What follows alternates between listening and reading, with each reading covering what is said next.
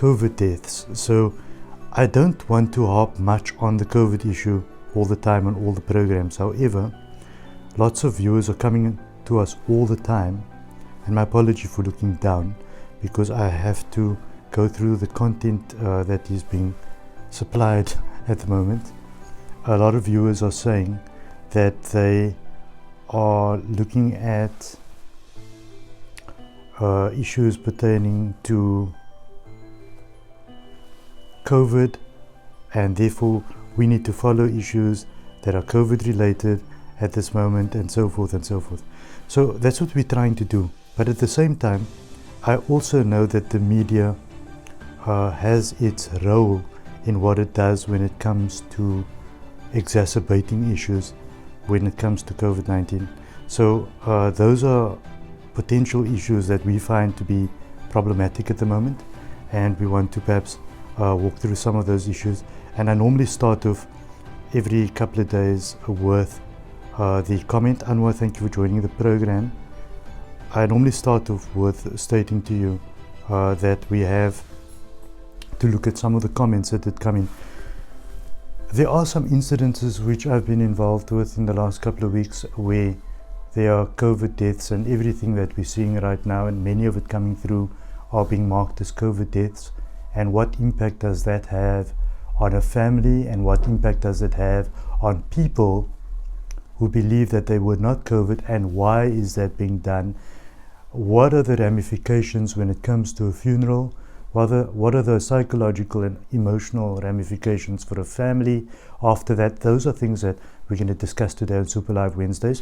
While you're at it, just know that I put this out as a tester this week to see if people actually want to purchase these. We probably had over 300 people sending us messages and emails saying that they really like one. So we're going to make that available on the show's website at www.faizalsay.com, where you can also watch all the programs after we've dealt with them. Okay, so I'm going to look at your comments. Today I'm discussing, are all deaths COVID related 19? Obviously it's a tongue-in-cheek question because I'm asking, is that a problem to many people when it comes to deaths and they are receiving a COVID-19? Some people are saying, but I had a heart attack, this one had that and that and the other, and these are all suddenly marked as COVID. So I'm going to start off with reading some of the comments. Sumaya Metha, she's saying, as we've seen in overseas countries, it was alleged that the medical aids were paying hospitals more money to deliberately intubate patients and place them on ventilators. It has now been established that the majority of patients placed on ventilators died as it caused severe lung damage. Just remember, on Super Live Wednesdays, what I'm going to do is I'm going to read comments by audience members. So you are quite welcome to post your comment, and I'm going to go through that, and we can discuss that on the comments below on this video, and we can discuss that when I get your comments, which I receive live. I just can't go through them all the time, but I try to go through as much as I can all the time. But we're just getting your opinion. Many of your comments, I must warn you, ends up on the actual TV show. So please note the profanity, please note in terms of how you communicate your message, because I most likely would read it verbatimly. Okay, so Soraya Hassan says, I don't believe all deaths are COVID related. Just to put you in perspective, there's a story going on around saying that everybody is suddenly COVID-19. So undertakers are walking into cemeteries saying COVID-19, COVID-19. Some people that are suspected to be COVID-19 and they pass on, there is something in play to say that there's a suspicion, we're doing tests and all of that, but there are also ramifications when it comes to different community groups and different religious groups, because some people need to bury immediately. So if you're waiting for something to say whether someone's COVID positive or not, then you're going to end up burying that person as COVID, and that is another process on its own, which I'm going to get into. And there's some critical issues going on there that we need to discuss, and there's a particular cases that's been thrown on my table that has gone that way, and it's something that you're probably going to have to sit on the edge of your seat when I tell you about that. But I'm going to go a little bit into it later. But let's start with looking at the comments. Okay, Osman Ajoa, you saying that if you're COVID-19 positive, chances are that you will die of underlying comorbidities. It's not a mystery or cover-up, and nobody, including the authorities or the medical fraternity, has any vested interest in jacking up the SWAT, I think she's spelling the numbers. Now, I get what he's saying. Nobody's got vested interest. I'm not sure. I remember that I'm not telling you what my opinion is, but I'm just riling your comment. I'm not sure who and who doesn't have vested interest in the medical fraternity. I've been through a bout of cancer with my mother, and we lost her due to that. And I had many questions for the medical fraternity, medical aides, doctors, and the very notion of cancer when I was done and she passed away. I wanted to know why the bill was R500,000 in 3 weeks. Done and gone, my mother's gone. But the question is, the bill was R500,000 for 3 weeks. And I sometimes ask, who doesn't have a vested interest in the medical world, if you are in the medical world? I'm not saying there's no good people out there. There are good people. Yasir Shabadin, given what's happened in the USA past couple of days, New York citizens should be dropping off like flies. Shanaz Jacobs, want to know, do they get funding for more deaths, or how does it work? Those are things that we're here to discuss. Farhana Patel, what scares me most is that we are in winter. All our normal colds and flus will be COVID-19 because obviously the differential diagnosis. Miriam Ali, slums. Last week I bathed an 87-year-old lady. She had a heart attack. Muhammad Pandey, is my cause of death going to determine my destiny? Obviously not. Or change my status in society? Possibly yes. When it comes to medical issues, I've seen people scaring away from families that were marked COVID-19, and the test came back saying that they're not COVID-19, that the person we had buried wasn't COVID-19, and trust me, the whole community fled in the other direction. So it has repercussions on the people left behind. And so when we look at the death, we don't only talk about the person that has passed on, but we talk about the people that are left behind and having to pick up the pieces, if I'm fair in saying that. Then does it really matter what is written on a piece of paper? It does. There are legal implications. There are issues related to how the family perceives things. I've got angry families contacting the show all week to say, my father passed over a heart attack, my mother had pneumonia, she was susceptible, she had other issues and so whatever, and they marked the COVID-19 and they're not happy about it. So there are emotional issues that have to be dealt with the family afterwards. And who says 10 years down the line that those statistics and those issues don't come up again? So we really need to look in that. Suraya, vaccines might be the cause of the problem. Again, thank you for that comment, but you know that's a controversy going on. No one has really put down the proof, and I'm quite happy to look at the proof and discuss the proof with you when that comes up. Sumaya posted another comment here saying that from another person by the name of Kanya, who says that my neighbor died of a heart attack, but his death declared as COVID-19.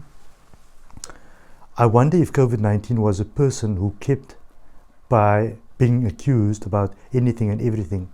How was he going to feel? I actually joked about it yesterday. I was in the cemetery. I do some work at one of the cemeteries, and I belong to a little support forum there that does some work for the cemetery. And I asked the same question yesterday, and I said that, has the angel of death just taken a back step on anything else and probably got tired of giving people heart attacks and tired of giving them all kinds of things and excuses, and is probably just using the latest one of COVID-19. I know people are dying of COVID-19, don't get me wrong, but I'm just saying that should our administration not be in order, because it has ramifications. It has ramifications, and I'm going to tell you about a particular case, not going to mention the names, that I've been dealing with that didn't go so well, if you hold on to that for a while. Natasha Abdurrahman, I've been seeing this to the rounds, first in the US, then the UK, and finally South Africa. 2 people on my timeline shared the following post. My neighbor's brother-in-law died of cancer and they listed him as COVID-19. My niece died of meningitis and they listed it as COVID. Both South Africans, and them being me And then being me, I asked them for a copy of the death certificate. Both of them made excuses about the death certificate not being ready. If you have diabetes and COVID at the same time and you die, it makes more sense to list it as COVID, as diabetes can be managed and one can live a long life under normal circumstances. Your body is ravaged by COVID and therefore the other comorbidities seem to accelerate your demise. They might have lived longer lives if it wasn't for COVID. Are they listing all deaths of those who have never had COVID as COVID? Remains to be seen, but when I asked for proof, no one was able to provide the proof. I say, Hanif Lunat, you've been invited to the program. You can join us. Khadija Essa says, take COVID-19 seriously. That is something that we're certainly doing for some people. And then we still have the alcohol story that was going on yesterday. And that also shocked me because my point was, I mean, all those people dehydrated and thirsty at this point that they need to stand in a queue. I mean, you've been without alcohol for a good couple of weeks.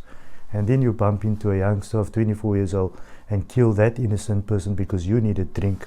I think we really need to start thinking as South Africans and global citizens what our real purpose on earth is, especially during this time. Sadiq Mia says that this would be interesting.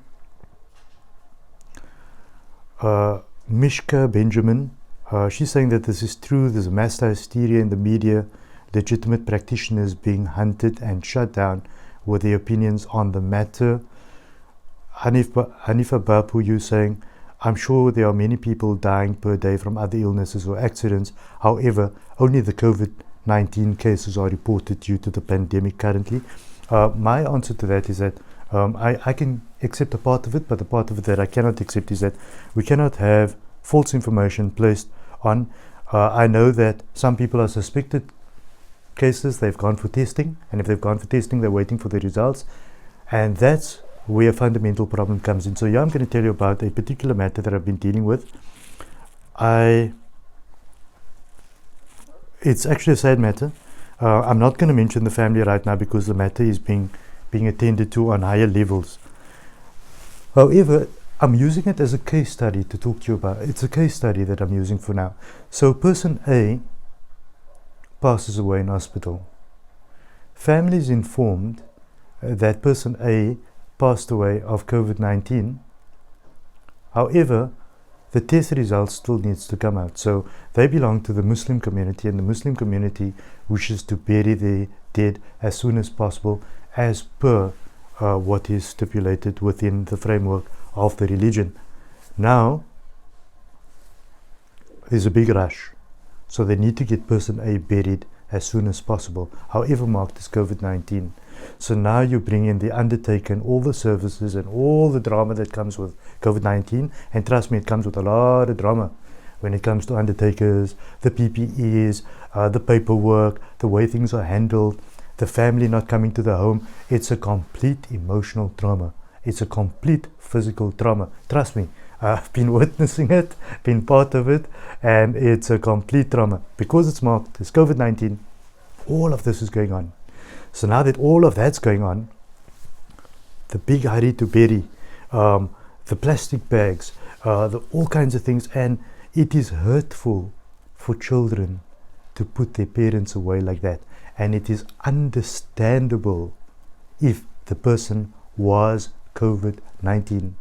I would be the first one to say to such people that you need to understand that in the protection of the rest of the citizens, that these things need to be followed. But here's the big drama. So it comes back afterwards to say that the person wasn't COVID-19. And a family would ask, why did we go through all of that? Why were we put through that emotional, physical trauma? And those are the things that we need to start thinking about at the same time, because human beings are not only manufactured of our physical manifestations, we are also a combination of our emotional, biological, and physical. And so we need to think about all these components when you're dealing with human beings. We cannot only think about the physical aspects of what's going on there. I'm just going to go through some more comments. Hamida Ismail Parker saying, I just want to share with you what I experienced a few days ago. On the 24th of May, myself and husband went for testing at Tygerberg Hospital. Guys, thank you for your comment, but when you do send us comments for readout on the show, we would like you just to take your acronyms and your abbreviations and write them out in full, because sometimes I don't know what they are, and sometimes the stuff gets screenshot and put on TV, and then your spellings are going. I'm not talking about you, Amida, I'm talking about everybody. We were told the results will only be ready after 10 days as there's a backlog. Lo and behold, 4 days later we got a call. I tested positive, no symptoms except for lack of taste, which I usually experience when I have the flu. Husband's condition got worse by Friday. We had to go for a second test as he had quite a bit of the symptoms, I suppose. Monday passed, I got my results negative. Husband is positive. In other words, they must have mixed up our samples or something like that. The trauma I went through these past few days, nobody will know. I called the hospital earlier only to be given another number to call, which I did. I was told to go to the hospital to speak to the sister or doctor. I'm not going to just leave this matter. People need to be made aware of issues like this. These are, Hamida, in my view, if there's anything that you are grieved by in this country, don't sit still. I was at the store this week, and let me tell you about something else going on related to COVID-19. I'm not one that goes out much, but when I go out, I especially take my father now, because he doesn't want to go out much alone, obviously, and since my mom passed, there's nobody to go with him. So I take him to the store, and I go with him to a particular store which I'm not going to mention, because we had to resolve the matter. So I come to the store. I'm quite happy. I'm a regulations guy, so I'm quite happy with following regulations. And they got these marks on the ground, marked out the demarcated areas in terms of where you can stand and where you cannot stand, and so that social distancing regulations are observed. And so I stand on my line. But the security, what he did was, he decided that he's making another line next to that line, which was okay because it was a meter and a half away, but he had another line forming in an undemarcated area. So there's a line going that way, no line on this side. So he asked me to stand there. But because I was on the phone, and because I was not understanding that it was a demarcated area, he had to tell me again that I needed to stand on that side. But here's the issue. It's not what he said to me, it's the way that he did it. And I'm not somebody that takes anyone's rubbish out on the road. If I believe that you're going to be speaking to all the customers that way, because customers in a store are not receiving handouts and rations. We're not receiving handouts and rations from you stores. We are paying customers and will not be treated by your security like we are being treated by members of the military. They're not military. They work for you, and they work for you because you as a store can pay them, because we as customers pay you to pay them. And that story must be made straight. So security personnel that has been at the end of the line when an incident happens have now jumped the line and have come forward as front of line when it comes to stores. And they need appropriate training in communications, because, like I said, patrons at the shop come there to shop. They are already stressed out. They don't need to be spoken to in a certain way by staff. Now, why am I bringing up this in all of this? I'm trying to say to you, if you're not happy with something, then speak out about these issues. Don't sit there quietly expecting to be armchair critics and the world is going to change. It's not going to change. If you're unhappy about the way things are being dealt with at hospitals, the way undertakers are dealing with deaths, with this particular matter that we're discussing right now, if you find anything that's unjustified, then you need to talk to us about it, or you need to raise your voice on your platforms, or write a letter, or take the matter up with any management. That's what I have to say about this. Yusuf Daniels, you brought Hanif Lunat into this. Thank you for that. A number of other comments here that I do want to go through. There's just quite a number of comments going here. And there's a number of comments on the other page which I can't seem to access right now. So I'm at the wrong page here. But I'm going to read it to you in any case. Some people are saying vaccines might be the cause. That's another matter we need to look at. And then there are issues where people are saying somebody passed away in a car accident. If they passed away in a car accident, how is it even possible that is COVID-19? I'm in Baker. You don't hear people dying of cancer anymore, heart attacks or whatever other illness. He says in Afrikaans, soos 'n mens sal sê, it's outdated. You die now of only COVID-19. It seems like you're saying that that's in fashion. I mean, it's also saying that since lockdown started, all deaths, and I mean all deaths, are COVID-19. So there must be a snake in the grass. Miriam Steerman, thank you for your comment. She's saying that Amin is saying that what he's saying is not true. She's saying that her cousin passed on during lockdown, level 4 cancer. Body was released from Rondebosch Medical. So you can't say all deaths are COVID-19. I know at least one that wasn't. Thank you for that comment. I'm just going to try and go to the other page to see what's going on there. And my apology that I need to do this all the time, because Super Live Wednesdays is a program that I host on my own. It's a platform that we created where you can discuss issues with me as you feel you wish to discuss. So may I saying hats off to me. Thank you for that. I try to do what I'm doing. You're the only one that has the guts to talk about this or bring this to the fore.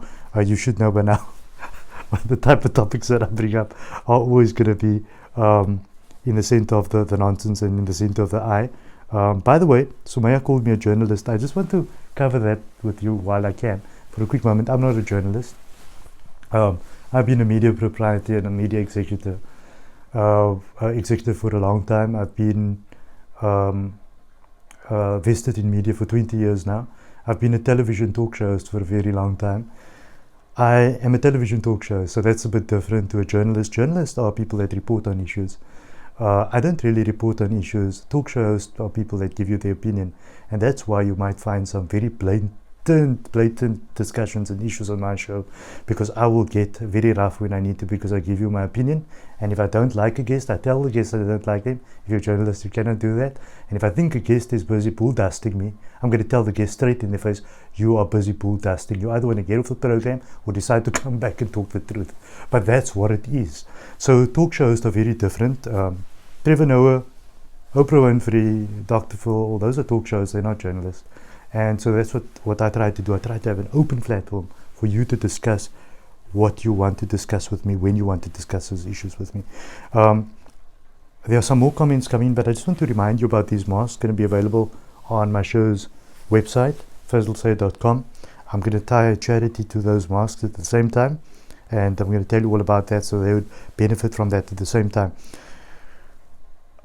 Another serious comment coming in at the moment is from a particular gentleman that had inboxed me.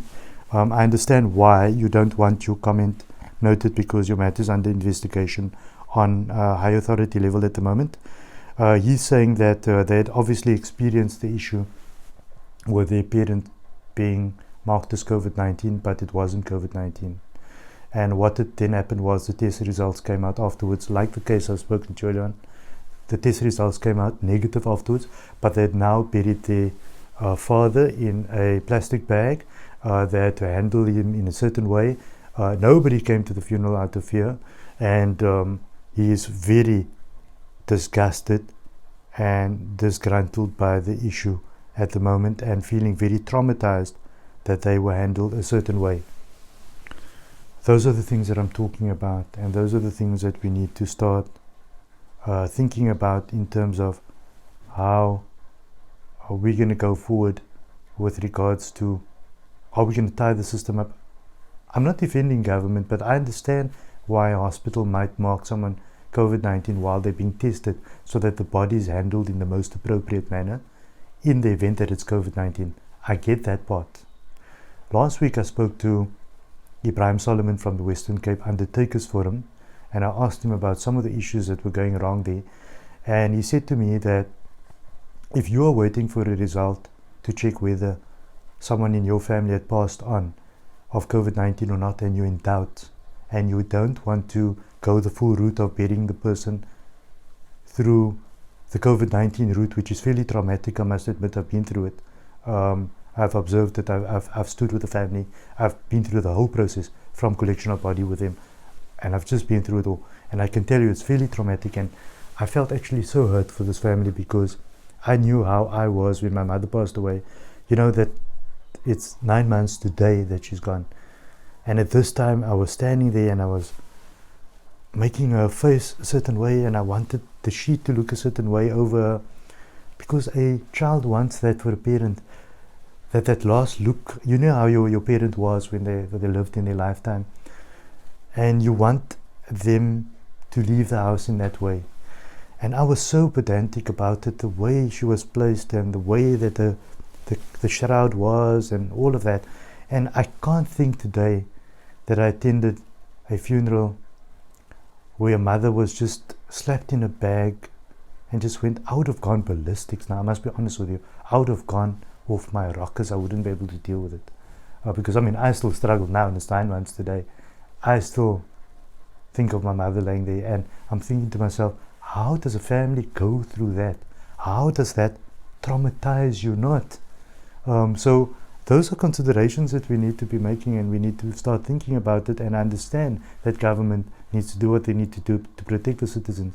But the suggestion that Ibrahim Solomon from the Western Cape Undertakers Forum had was that if you're really unsure and you don't want to go that route, and you want to make sure that the body and the deceased is COVID-19 and wait for the results, you can always contact them and they will book a fridge for a few hours if needs be, to put the body in while you wait for the results before you go through the trauma of COVID-19, which is a hell of a trauma. So that's a suggestion by Ibrahim Solomon. You'll also note for the Muslim community, the MJC has put out quite a bit of information for you and protocols. Also note that when you go to certain cemeteries right now, and I'll probably post some pictures later on of the Mowbray Cemetery, they've got signage up: please enter the cemetery with a mask. If you're coming for a COVID funeral, please make sure that you have your aprons on, that you have your mask, that you got your gloves on. The cemetery staff cannot also be put at risk. There are other front of line people here. The front of line people are not only our great doctors that we have that are risking their lives and families every day in hospital. There are also other front of line people that handle bodies. Your undertakers, please respect them. Please respect the people in the cemeteries. Respect everybody, so that we can get to a point with COVID-19 and later on try and eliminate and reduce those numbers to the most that we can. Thank you for joining me today on Super Live Wednesday. We discussed COVID bodies. I read some of your comments out and COVID cases, and I think that there's much to be done in terms of administrating COVID-19 cases, so that we don't mark the wrong people for the wrong thing, because they can be hurtful sometimes.